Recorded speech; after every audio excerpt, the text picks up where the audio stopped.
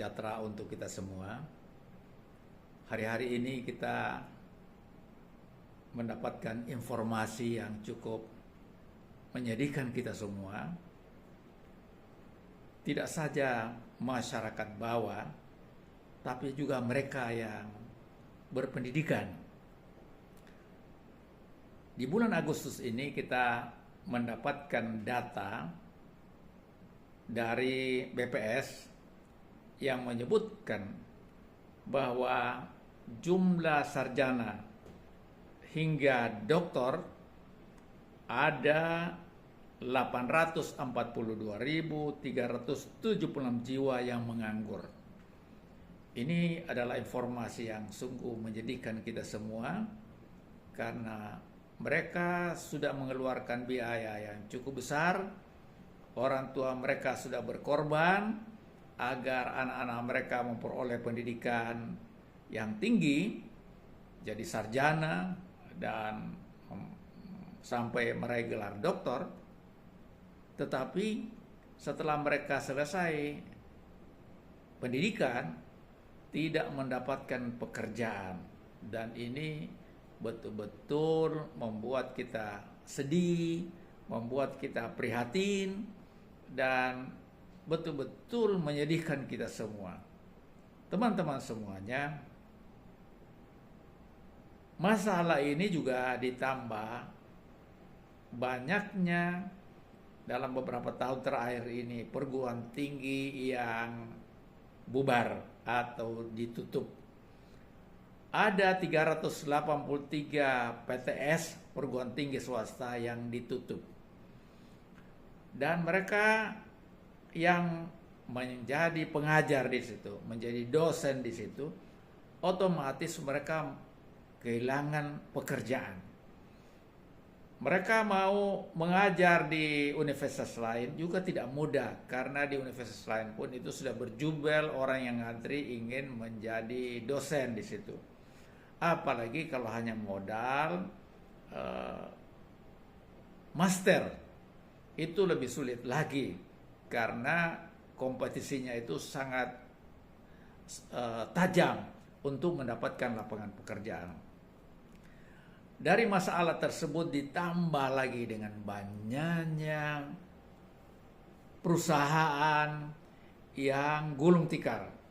Terakhir ini ada perusahaan tekstil yang besar, Sritex, itu di Jawa Tengah, mempekerjakan sekitar 50.000, itu sudah dinyatakan pilot oleh pengadilan. Dan tentu tidak mungkin perusahaan itu bisa bertahan, kecuali memang diambil alih pemerintah, diselamatkan oleh pemerintah. Dan kita pernah mendengar perintah dari Presiden Prabowo agar pemerintah menyelamatkan hal itu. Tapi kan perlu dikaji lebih mendalam, sebab itu milik swasta, apalagi sudah banyak utangnya di bank. Jadi juga ini masalah yang tidak mudah.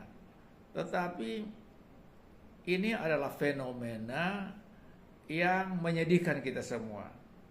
Kita baru saja masuk di tahun 2025 dan disebutkan suatu pemberitaan bisa mencapai 252.000 yang di PHK. Padahal tahun 2024 ini sudah puluhan ribu yang di PHK akibat banyaknya industri tekstil pada khususnya yang ditutup. Kenapa ditutup? Karena di masa dahulu itu impor ilegal ini luar biasa. Ada staf saya pernah bekerja dengan saya, pernah sama-sama dengan saya. Dia pernah memberitahu dia bekerja di suatu pabrik sepatu. Sebenarnya dia bukan pabrik sepatu. Dia impor sepatu dari Cina, kemudian dia buat merek, dia kasih merek di Indonesia dan dia pasarkan. Ketika saya dapat informasi itu, saya mengatakan, tidak lama lagi semua industri sepatu itu akan bubar. Dan betul, akhirnya sepatu bata ya ditutup karena pembelinya sudah berkurang. Akibatnya apa? Ya PHK. Jadi industri tekstil, industri manufaktur itu banyak sekali yang memberhentikan karyawannya, dan ketika mereka berhenti dari pekerjaan apa yang mereka bisa lakukan? Akhirnya menganggur.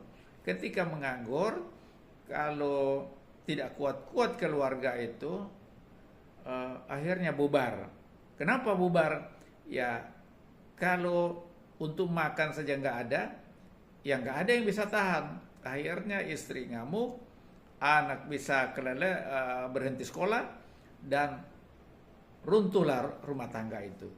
Jadi ini masalah besar yang kita hadapi. Nah, bagaimana solusinya? Nah, kita ingin mengambil sedikit dari pelajaran, dan menurut saya ini adalah teladan dari seorang Khairul Tanjung, seorang pengusaha besar sekarang ini.